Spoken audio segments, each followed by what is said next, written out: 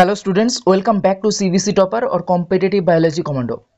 In this class, we are going to discuss about algae. NCERT বইতে algae সম্বন্ধে যেটুকু introduction দেওয়া আছে আমরা সেটা আজকে জানতে চলেছি।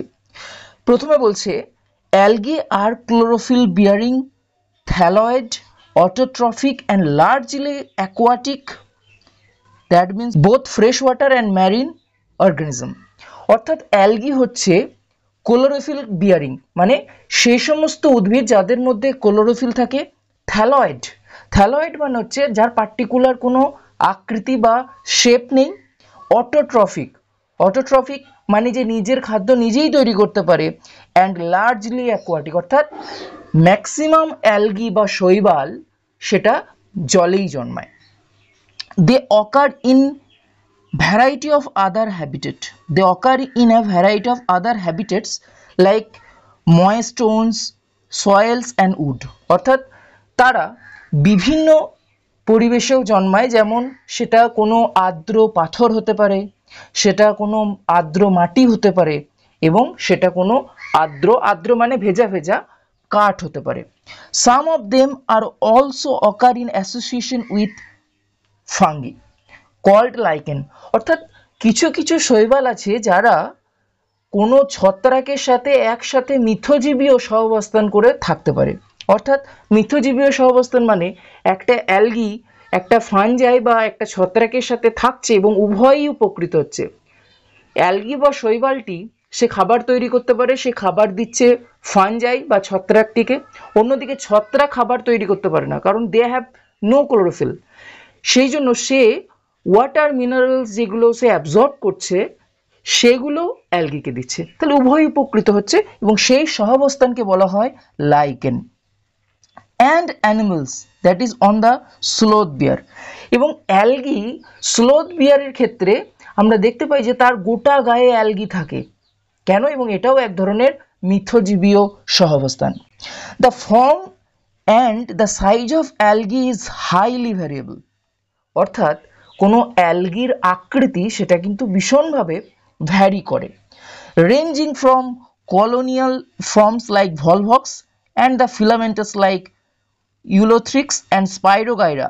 এবং এই যে অ্যালগির আকার এটা কলোনিয়াল হতে পারে। আমরা যখন ভলভক্স দেখি, ভলভক্সের ছবি তোমাদের সামনে আমি তুলে ধরছি, দেখো যে ভলভক্স দেখো পুরো কলোনি হয়ে আছে, সেখানে একদম একটা পুরো রিংয়ের মতো স্ট্রাকচারে তারা একসাথে থাকছে দল বেঁধে। অন্যদিকে যখন আমরা উলোথ্রিক্স বা স্পাইরোগাইরা দেখছি সেখানে দেখো যে তারা ফিলামেন্টাস অর্থাৎ সূত্রাকার অ্যালগি।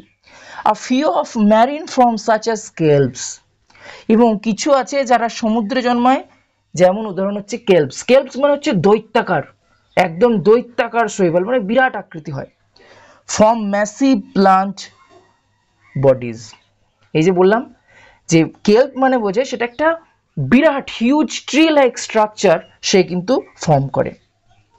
নেক্সট কি বলছে, the algae reproduced by vegetative. অর্থাৎ অ্যালগি যে জনন ঘটায় সেটা কিন্তু ভেজিটেটিভ, অঙ্গজ জনন, অ্যাসেক্সুয়াল অর্থাৎ অযৌন জনন অ্যান্ড সেক্সুয়াল মেথড। অর্থাৎ জননের যে তিনটে প্রকার, অঙ্গজ বা যেটাকে বলা হয় ভেজিটেটিভ, অযৌন বা অ্যাসেক্সুয়াল এবং সেক্সুয়াল বা যৌন জনন, এই তিনটি পদ্ধতিতেই কিন্তু সে তার বংশবিস্তার করে।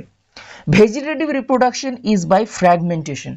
ভেজিটেটিভ যে অঙ্গজ জনন যেটা হয় সেটা ফ্র্যাগমেন্টেশনের মাধ্যমে হয়, অর্থাৎ যেটাকে বলা হয় খণ্ডীভবন। অর্থাৎ কোনো জায়গায় টাচ খেলেও সেটা ছিঁড়ে গেল মধ্যখানে, তাহলে দুটো উদ্ভিদ সৃষ্টি হলো। Each fragment develops into the thallus. অর্থাৎ যখন মনে করো এটা একটা অ্যালগিটার হঠাৎ যদি এই জায়গাটায় ধরো কাট করেছে, এই জায়গাটা যদি কাট করে যায় তাহলে সেখান থেকে দুটো অ্যালগি পুনরায় তৈরি হবে এবং সেই দুটো অ্যালগি পুনরায় আবার থ্যালাস তৈরি করবে। থ্যালাস মানে বললাম যে যার পার্টিকুলার কোনো শেপ নেই, এবং সেই থ্যালাস থেকে পুনরায় দুটো উদ্ভিদ তৈরি হচ্ছে। নেক্সট কি বলছে, asexual reproduction is by the production of different types of spore. এবং আমরা জানি অ্যাসেক্সুয়াল রিপ্রোডাকশন মানে অযৌন জনন, যেটা সেখানে রেণু উৎপাদন ঘটে এবং সেখানে যে বিভিন্ন রেণু কি,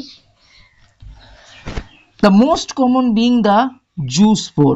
অর্থাৎ আমরা শৈবাল বা অ্যালগির ক্ষেত্রে যে রেণুগুলো পাই সেটাকে বলা হয় zoospores. They are flagellated, that means motile, motile মানে চলনে বা গমনে সক্ষম, motile, and on germination gives rise to new plants. যেমন আমি যদি একটা জুস্পোর দেখাই, এরকম নর্মাল দেখতে হয় এবং তারা ফ্ল্যাজেলেটেড হয়, অর্থাৎ দুটো ফ্ল্যাজেলা রয়েছে। এবং এই জুস্পোরটি যখন ফেভারেবল কন্ডিশন আসবে সে তার ফ্ল্যাজেলাটাকে ড্রপ করে দেবে, তারপর সেটা জার্মিনেট করে নতুন একটি প্লান্টস কিন্তু দেবে। Sexual reproduction takes place through fusion of two gametes.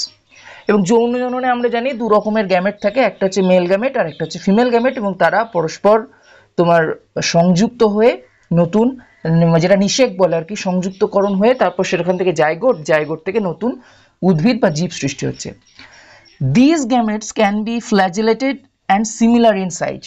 অর্থাৎ এই যে দুটো ভিন্ন গ্যামেট হচ্ছে, একটা পুং গ্যামেট একটা স্ত্রী গ্যামেট, সেই গ্যামেটটা কিন্তু ফ্ল্যাজেলেটেড হতে পারে এবং একই রকম দেখতে হতে পারে, দুটোই সেম। যেমন আমরা দেখতে পাই as in Ulothrix or non flagellated, এবং সেটা নন ফ্ল্যাজেলেটেড হতে পারে, বাট সিমিলার ইন সাইজ, এবং তারা কিন্তু একই রকম গঠন বা আকৃতিগতভাবে দেখতে। Such reproduction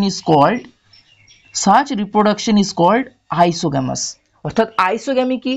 আইসোগ্যামি মানে হচ্ছে যখন দুটো ভিন্ন গ্যামেট থাকবে, সেই গ্যামেট দুটো আলাদা রকম দেখতে কিন্তু হবে না, একই রকম দেখতে, অর্থাৎ তুমি বুঝতে পারবে না কোনটা মেল কোনটা ফিমেল, এবং সেই দুটো গ্যামেট যখন মিলিত হবে এবং নতুন একটা উদ্ভিদ সৃষ্টি করবে মিলিত হয়ে যৌন জননের মাধ্যমে, তখন সেই প্রসেসটাকে বলছি আমরা আইসোগ্যামাস বা isogamy. Fusion of two gametes dissimilar in size as in species of Eudornia is termed as anisogamous. এবার যখন যখন দুটো পুং গ্যামেট এবং স্ত্রী গ্যামেটের মধ্যে দুটো একই সাইজের হবে না, তখন সেটাকে আমরা বলবো অ্যানাইসোগ্যামি। অর্থাৎ যখন একই রকম হবে সেটাকে আমরা বলবো আইসোগ্যামি বা আইসোগ্যামাস। যখন দুটো গ্যামেট ভিন্ন রকম হবে আকৃতিগতভাবে, তখন সেটাকে আমরা বলবো ডিফারেন্ট ইন সাইজ, নট আকৃতি, আকারে যখন ডিফারেন্ট হবে তখন সেটাকে আমরা বলবো anisogamous. Fusion between one large and non motile static female gametes and as a smaller motile male gamete is termed as oogamous. That means আমরা কোথায় পাই? ভলভক্স ফিউকাস এখানে পাই। তাহলে আমরা রিপ্রোডাকশন, যেটা সেক্সুয়াল রিপ্রোডাকশনের, সেটা আমরা তিনটে টাইপস পেলাম। That means isogamy, anisogamy and oogamy. যার মধ্যে আইসোগ্যামি মানে দুটো যে গ্যামেট থাকছে তারা উভয়ই আকার আকৃতিগতভাবে একই রকম হচ্ছে। অ্যানাইসোগ্যামিতে আমরা দেখতে পাচ্ছি যে উভয় আকার একই হলেও আকৃতি একই হলেও, মানে দেখতে একই হলেও আকার কিন্তু আলাদা। এবং আরেকটা যেটা উগ্যামাস বলছি কি না, যেক্ষেত্রে মেল গ্যামেট যেটা হবে সেটা কিন্তু মোটাইল হবে, অর্থাৎ চলনে বা গমনে সক্ষম, এক জায়গা থেকে অন্য জায়গায় যেতে পারবে এবং সেটা আকারে ছোট হবে। অন্যদিকে যেটা ফিমেল গ্যামেট সেটা কিন্তু নন মোটাইল হবে। নন মোটাইল মিনস সে কিন্তু অন্য জায়গায় যেতে পারবে না, গমনে অক্ষম এবং স্ট্যাটিক, অর্থাৎ এক জায়গায় ফিক্সড থাকবে এবং লার্জ, পুং গ্যামেটের থেকে আকারে বড় হয়। এবং সেই ধরনের যে টাইপ সেক্সুয়াল রিপ্রোডাকশনের সেটাকে বলা হয় উগ্যামাস। দ্যাট মিনস কোথায় দেখতে পাই আমরা? Volvox fucus. এবং মনে রাখবে উগ্যামাস টাইপ হচ্ছে এই যে আইসোগ্যামাস, অ্যানাইসোগ্যামাস এর মধ্যে সবথেকে অ্যাডভান্স টাইপ। নেক্সট কি বলছে দেখি। Algae are useful to man in a variety of ways. এবং অ্যালগি আমাদের বিভিন্ন কাজে লাগে, যেমন at least a half of the total carbon dioxide fixation on earth is carried out by algae through photosynthesis.